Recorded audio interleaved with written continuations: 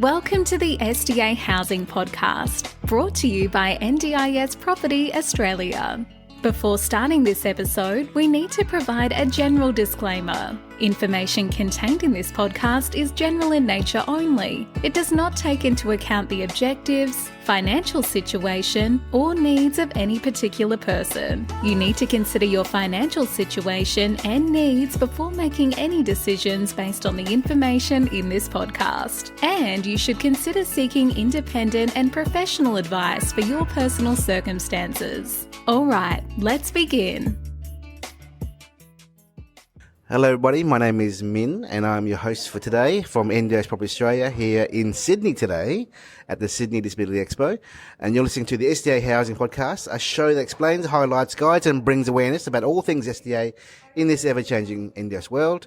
Today's topic is MHA Design, a special guest speaker, Tina Kordrostami, who used to be known as Salami when she was a younger child in school. A lot of trauma there. Yes, but welcome today. You're joining us today to talk about your company and what you do.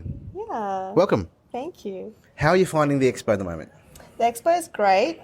We've got a lot of different booths here. I've met a lot of new people, made some really good connections, which is always great. Yes. The more people we could reach out to, the better it is. So excited, yeah. Is this your first time at an expo? Or? No, I've come here a few times now. Oh, nice. You're a veteran. Yeah.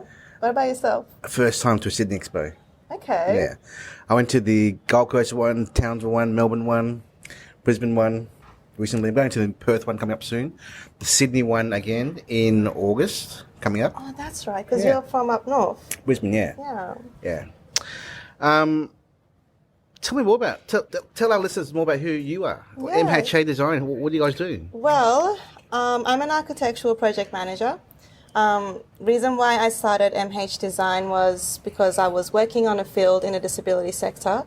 I was working with some youth, and I noticed over the year or two that I was working there, I noticed that there's a lot of gaps in the industry from a design perspective. Within the living space, within the living environment, at home, it's not supportive enough for our mental health disabilities. So, as we all know, behaviours are directly impacted by our surrounding environment. So it just shocked me that we don't have any regulations or policies in place to ensure builders and designers are actually paying attention to how they can be supporting a resident within the space. So I thought, I could do this. I've got a background in architecture and now on-field experience. And I opened up MHA Design. So MHA Design is specifically all about SDA? Yeah, it stands for Mental Health Architectural Design. I have been designing and constructing SDA homes for the last 2 to 3 years now. But I'm also working on the side with MHA to introduce a few more policies. Yes. So these policies will be, regarding what else we can do within the living space at home, from a design perspective, just so that we can pay more attention to our neurodivergent residents. And hopefully I'll be working a bit closely with Jerome Laxal, who's one of the MPs for RIDE, and hopefully in a few weeks Bill Shorten as well, to really go through these policies and see what we can do with them. So is Bill Shorten locked in for a catch-up with you? Yeah. What day, what time? Oh, well, let's keep our fingers crossed. Okay. So how many projects have you actually been a part of for SDA and completed versus how many you're working on now? And what are you working on now? So I have designed and completed 3 high mobility SDA homes. At the moment, I'm working on 2 projects for SDA. One of them is a robust SDA out in Rudy Hills. Rudy Hills, yes. Yeah. And the 5th one is a massive complex out in Woollongong. Oh. And for that one, I'm hoping to actually, create more sort of a community. Tell me more about the Woollongong site project. Yeah. The process. What's happening there? So that's in Dapto. Large amount of land. It's beautiful. Got a great view. You're in the heart of nature, which is so important. How big's the block? Roughly. It's about maybe 2,000. Yep. Yeah, 2,000 square meters roughly. You're building a double story? Yeah, so the slope is pretty gnarly. So one of the buildings would be double story, and then the other ones will be single story. The double story will be robust, and the single story will be high mobility. The reason why I'm attempting to combine... You call it high mobility? Yeah. That's a new term. I haven't heard that before. Yeah, so within the SDA categories, so the ones So we call it... Just want to clarify so our listeners understand. Is high mobility the same as high physical support? Is that... Yeah. Okay. Yeah. I prefer... It's just easier. Oh, okay. It's such a mouthful. So listeners, that's just a lazy person saying... Well, you got to work smart. Okay. Yeah. Not hard. High mobility, also known as HPS. Okay, Yeah, gotcha. sorry. The reason why I do want to combine the different uses is because I really believe within a community, residents are able to support each other also. It's no longer just about the space and the staff, it's also now about the residents themselves. Yes. And you're really helping them from a capacity building aspect. So how many participants in each of these? So within buildings? the robust one, that's 2 stories. There'll be 5 bedrooms on each level. Wow. Yeah. And for high physical support, they will be about 2 to 3 bedrooms and a single story. And there's 2 buildings, so 6. So 2 or 3 and a low set HPS and then 10 over there. Yeah. Our listeners might question or wonder, is it ideal or appropriate to have so many in one building, being 10 robust? Yeah, I mean, the way I've designed it, I've made sure that there are at least 2 breakout zones on each level. I've also made sure that, well, most of my designs, they all have this in common. Every bedroom has, it's very self-contained within the room itself. So you've got your own little kitchenette, you've got your own bathroom. You do need to go outside within the living space to have the lounge, access to the lounge. But you do have that space for yourself within the home, separate from everyone else. Also, I've allowed for different partitions within the space so that the space is adaptable. Just to make sure that, if we're having some difficulties with client matching, we can close off certain sections. And so every level does feature 2 kitchens to allow for that change. So the reason why I wanted to see if we could have such a dense, so many people living in this space is because of that community. So capacity building, as we all know, is something that's been designed by neurotypicals. And in my opinion, when you're working to support neurodivergent people, you need to let them make some of the choices because they know best. Placing them in such a dense area, dense community, you're almost promoting interaction. Within that interaction, you're allowing them to communicate and express their wants and needs within their own ways, and you're building up their confidence. From a capacity building perspective, you're really giving them all the tools they need to make the most out of it. I'm also making sure the regulations are there and we're paying attention to the distances and spacing. How many OOA rooms are there? So within the robust, there will be 1 staff room on each level.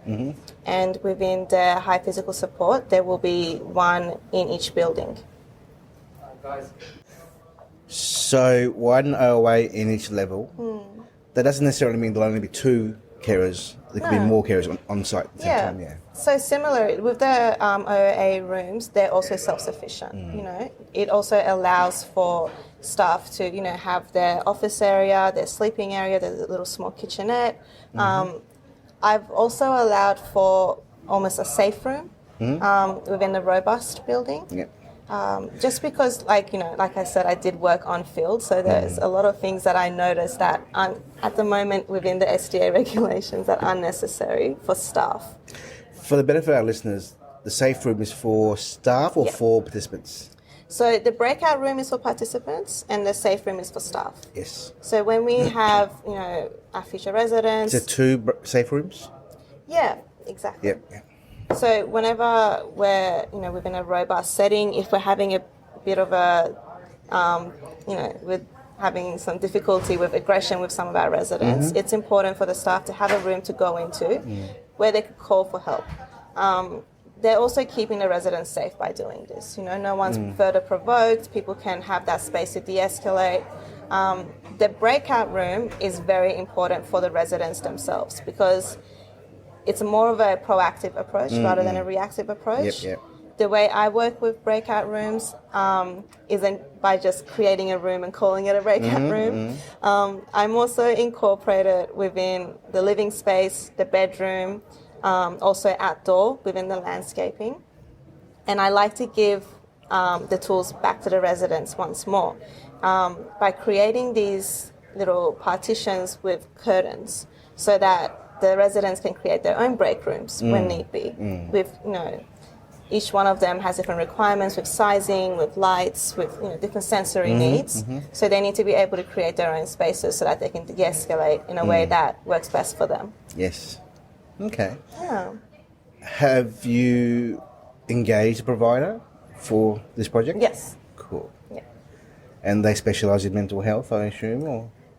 So it's actually Sunny Day. Okay. Yeah. And who is Sunny Day Carers? Sunny Day Carers, they are one of the first NDIS providers. They started up about 7 years ago. Currently, they've got about, off the top of my head, 250 participants. Yes. And you know, they've got a subcategory of participants which fall under Aussie Youth Care. And so altogether, Sunny Day Carers is currently looking after residents ranging from the age of 5 to 65. And they all range within their disabilities as well. Yes. So there's a great range there. We've got a few people that have, you know, come out of jail currently, who are looking to get back into the community. We have a few kids that are just struggling with being at home with their parents. So those children would have SDA funding as well? At the moment, no. I'm only working for adults. With children, it's a lot more difficult with SDA. I would love to in the future. I absolutely adore kids. But at the moment, it's just adults, yeah. When's completion on this project? Dapto is at concept design stage at the moment. As you can imagine, it's a big project. And as we all know right now, we're very limited in supplies in Australia and also trade. So as we are low on materials and trade, we're just focusing on Rooty Hills to finish at the moment before we get Dapto up and running. You have to lodge your DA as well? Yes. BA? Yeah. Construction. So how, a year and a half, 2 years? Well, usually I go with a CDC. Dapto will be DA, it's just a big job. But Rooty Hills, for example, CDC takes a month, and then once we get that, the design stage previous to the CDC takes me about 2-3 weeks max. Yes. So once we get the CDC, we're good to get started, and it takes us about 6 to 7 months for completion. Cool. Yeah, we've got our own team, so we work well together. Very impressed. Oh, I'm glad. Any advice that you would give to any incoming developer or investor who wants to do bigger scale projects like this? Any advice that you would give, having learned what you've learned the last few years? I think the most important thing for me is for builders, architects, everyone in the building industry to just realize these buildings are more than houses. They're more of a support system. And they can make or break someone's growth. And so if you look at it from that perspective, it's a lot more responsibility. And I truly do hope over time people pay a bit more attention to that aspect of it. 'Cause Out of curiosity, what is the build cost per square metre for a robust building like this and a HPS one? Because we haven't seen many SDA projects or builds coming out of the ground in New South Wales the last 2 years because the cost of construction is too much and also land. But any indication from you?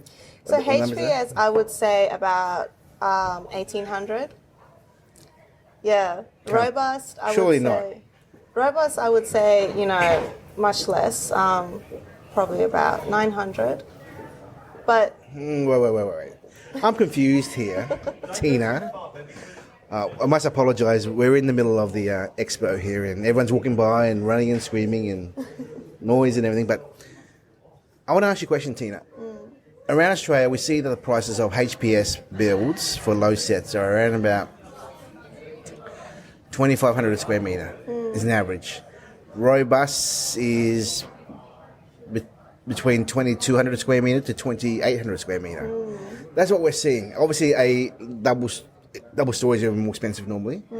So I'm a little bit surprised that you're saying 900 a square metre. I can't calculate that in my head. I think there's a few things that come into play with that. So like I said, I've got my own team. Yes. And we started out 2-3 years ago. So our first project cost much more than that, definitely. But after that, once we learned all we needed to learn, Yes.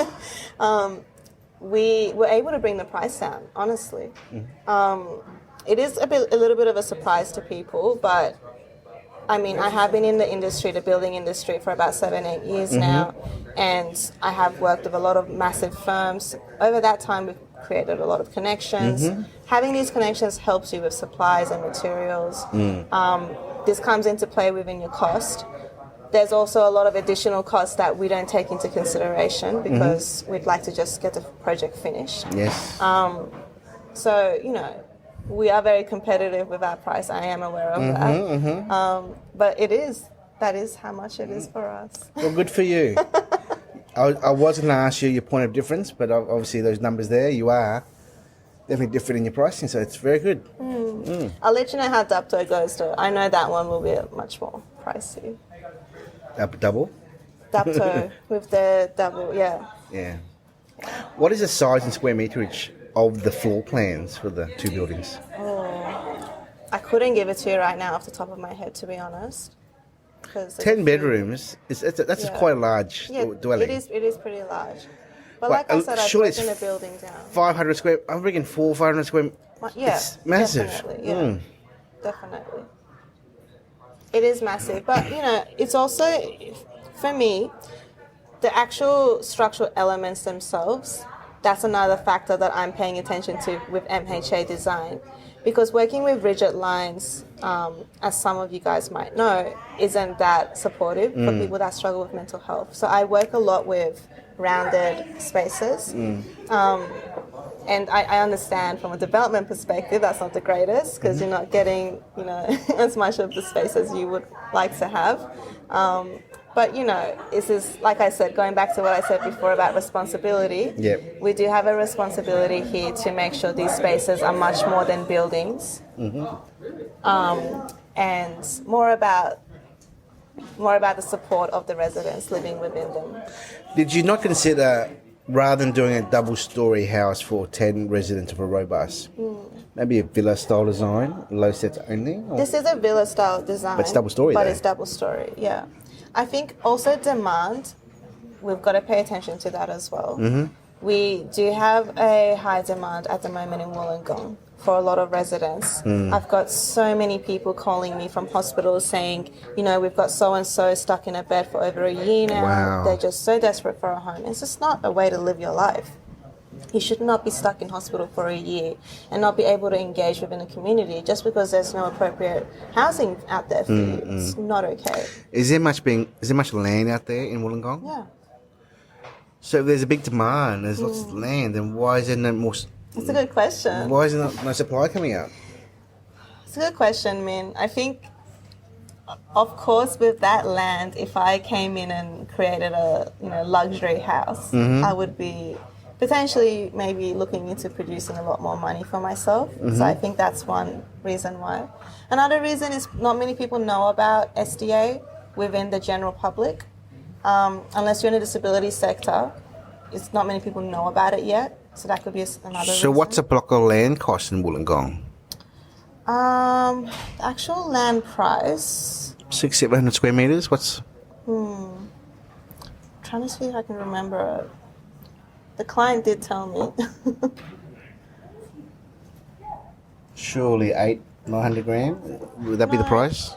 I think it was about 1.1. For a block of land? Yeah. Wow. This one. It's got a beautiful For view. your land? Yeah. The one you're looking at? Yeah. It's near What the about Sydney. other blocks in the area? I don't want to give you an inaccurate number because I'm not that familiar with Wollongong in terms of pricing. Okay. Obviously, I don't have that much money to be buying land. I wish I did. I'd be making all of these SDA homes. Yes. Well, maybe we can help. I mean, we have a lot of investors and we get about 20 or 30 or 40 inquiries a week ourselves. And it's hard trying to find stock in locations. Now that we know that there's a big demand in Wollongong and a cheap builder in Wollongong, right? I wouldn't say cheap. I would say efficient. So all our listeners out there, please contact Tina, please.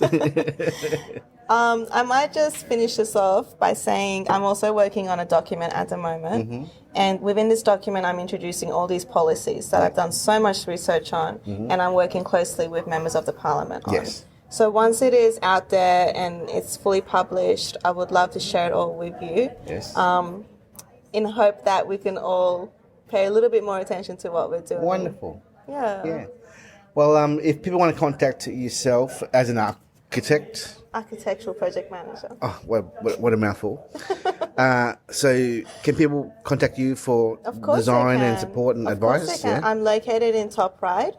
On Church Street, which is where all the Persians are, so I'm easy to find.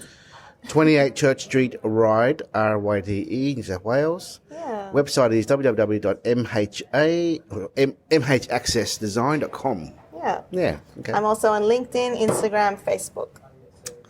Can't miss her, everybody. Can I what, sorry? Can't miss her, everybody. No, she's all online. I'm everywhere. So, before we finish off...